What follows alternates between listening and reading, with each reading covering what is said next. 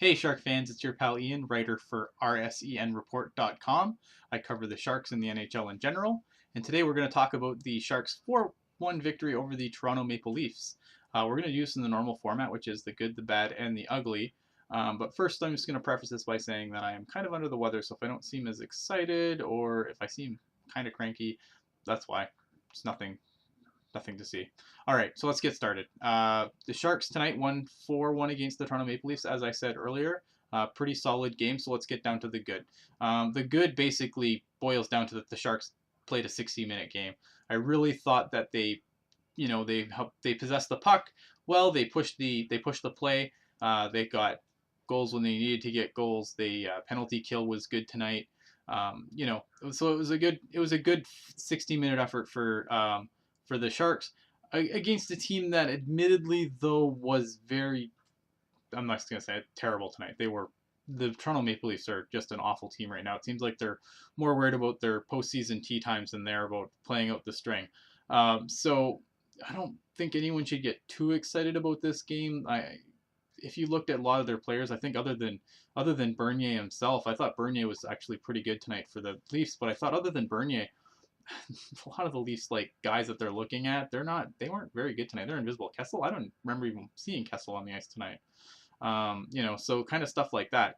But let's stick to the Sharks here. Let's talk about the good. It was nice to see the goal scorers. Obviously, the guys that scored the goals. It was really nice to see because I thought that Wingels has been really, really good this year. I really like Tommy Wingels a lot. I think he's a big part of what's important to this team. So it's always nice to see Wingels kind of rewarded for his play, who works his butt off, frankly, to get on the scoreboard like he did tonight. Melker Karlsson continues to impress. I'm curious to see what he's going to want. He's an RFA going into the next season. It's going to be interesting to see what he wants. I don't care. Pay him. Unless he wants $6 million, something stupid like that. But would I be sad to see him take $2 million? Oh, no. No, if he wants $2 million, give him $2 million. This kid's been awesome. And the other goal scorer tonight, obviously, Tomas Hertl got out on the scoreboard. I'm a big fan of Tomas Hertl. He's a guy that I would really like to see if he can grow into that third line center role. For a long time, we kind of had we had that 1-2-3 punch with Joe and then Logan and then Pavelski on the third, in the third, or even, or Joe, Marlowe, Pavelski. And I thought that's when the Sharks were really at their best, when they had that 1-2-3 punch down the middle. And we've kind of have like a 1-2 punch down the middle now, although the second line's been kind of lackluster this year. But if the Sharks could get back to that, and if Tomas Hertl can be that guy in the middle, he's got to be a little heavier on his skates. Obviously, I find he gets knocked off his skates a little too easy still. But if he can be that guy, I really like what this team could look like going forward in the future, which is kind of what I'm focused on now. I mean, would I love the Sharks to make the playoffs? Yeah. Do I think they're going to get? No. No. But that's my opinion, and, the maths is kind of in my favor. It's not something that I'm going to gloat about if I'm right. It won't make me happy at all, but I think that's where we stand, unfortunately. But sticking on the good, though, and going back to that thought, yeah, if Thomas Hertl can be the guy that, carries the third line going forward, I think the Sharks will be a really good team, again, down the road.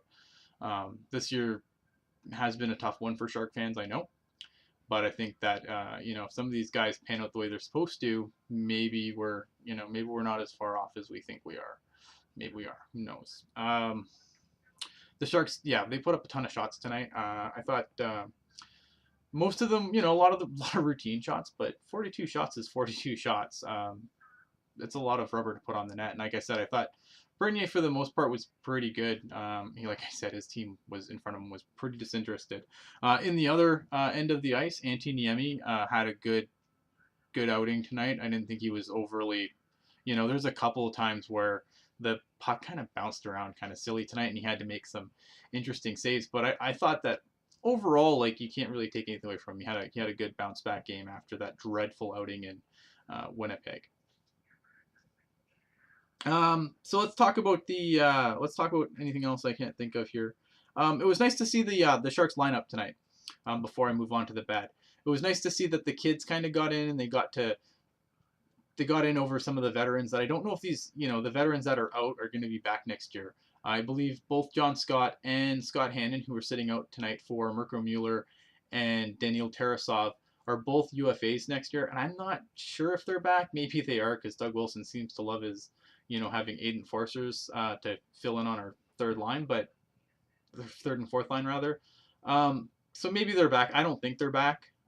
So it was nice to see, kids that are definitely going to be here next year get the shot. I think that's what the Sharks need to do now in the spring. Now is they need to start bringing in guys that they think, they want to. If you want to see what they're going to look like down the stretch, and going into the next season, they have to play. We're not going to learn anything about Daniil Tarasov if he's sitting in the press box, not down in Worcester where he could be helping the playoff push down there, or up in San Jose. Actually playing on the ice. So it's nice to see guys like that draw into the lineup, because I think that's going to be very important for the Sharks going forward. Okay, so let's get into the bad. There really wasn't a whole lot bad about this game. I'm kind of nitpicking to fill the format properly, and I'm not going to lie about that. They actually got beaten in the face-off. There's a ton of face-offs tonight, and the Maple Leafs won most of them, and we're not talking like a small number of face-offs. The face-off numbers were pretty significant, the amount of... They were close together as far as, I think the Maple Leafs won 2 more face-offs than the Sharks. But I was surprised that the Sharks, being known for their face-off prowess, lost as many face-offs as they did to a team that was missing 2 of their top 3 centers in Peter Holland and Nazem Kadri. So I don't know if that's awesome. Not really. I don't like it. I thought that they probably should have done better in the face-off when you're talking about guys like Joe Thornton and Pavelski. Not Pavelski, obviously. Joe Thornton, Logan Couture. I don't know how many face-offs Journey lost. I'd have to go and find the actual numbers. I don't know if that's where the leak was, but yeah, it was frustrating that the Sharks didn't dominate the dot, because I really thought they should have in this game. The defense on the goal that Toronto got, the Jake Gardner goal, I thought that it was a bad play. Defensive breakdown. I didn't think really Niemi had much of a chance on it. Not my favorite part of the night, but I mean, again, they won by 3 goals, so let's not get too bad on them. Also bad, I'd like to see the power play. Look, the power play was 1 for 5 tonight, and it wasn't like the one goal. The one goal came at a good time in the game. It wasn't like it was just like a meaningless throwaway power play goal, but 5 chances, you got to start burying them. The Sharks need to do better at burying pucks on the power play, especially because they're not scoring very well 5-on-5. When they start playing teams that are actually going to come and show up and play hockey, 1 for 5 isn't probably going to cut it. That's all there is to it. As far as ugly goes, really, what can you say that was ugly about the game? The way Toronto played, maybe, but as far as the Sharks go, I have nothing to say that was really ugly about this game. The Sharks did what they needed to do. They came in, they won, off to Montreal. So that's pretty much my thoughts, good, bad, and ugly. My final thoughts overall in the game. I'm not too excited about this game, guys. I'd like to get more excited than I am. That Winnipeg loss just really, for me personally, just really kicked the wind right out of my sails. I mean, I knew it was a long shot before that, even before the Winnipeg loss. It was a long shot for the Sharks to make the playoffs. But I think that after that game, I can't get excited about the playoffs. I can't even pretend the playoffs are even a possibility at this point. The Sharks need to go 9-2-0. I think at this point they need to win 9 more games. The Sharks are 5-5-0 in their last 10. I have no faith that they can string together 9 wins out of the last 11. And that makes me a bad fan. So be it. But I think that if they keep playing the kids like they are, we can look forward to a better future, and that's really all you have at this point, because I don't think the playoffs are a realistic possibility. If we make it, fantastic. I mean, I hope I'm wrong, but I don't think I'm going to be, unfortunately. All right, so before I wrap this up, I have one more thing I want to talk about. Coming soon, myself, Wendell and Jeff are 2 guys that I frequent a Sharks group with. We're a Sharks discussion group, and we're actually going to be starting a podcast called the Teal Tinted Glasses Podcast. We kind of did a dry run of it today, and I thought the results were pretty good. I think it's going to be a little rough to start, but I think we'll find our groove. So if you want to start following that, you can follow the Twitter feed we've set up for it.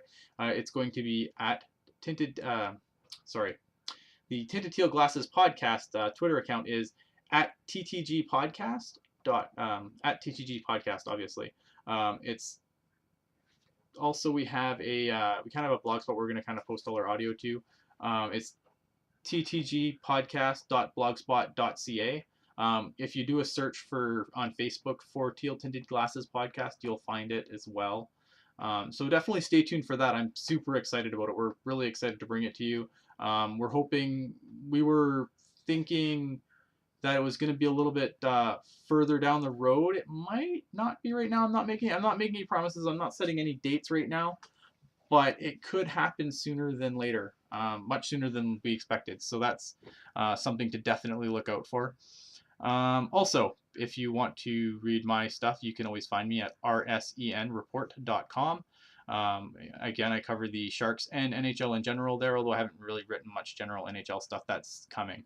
Also, you can follow me on Twitter at IanBlogSharks, and if you like these videos, please subscribe to the channel on YouTube, and you can get notified whenever I post a new one, which is pretty frequently.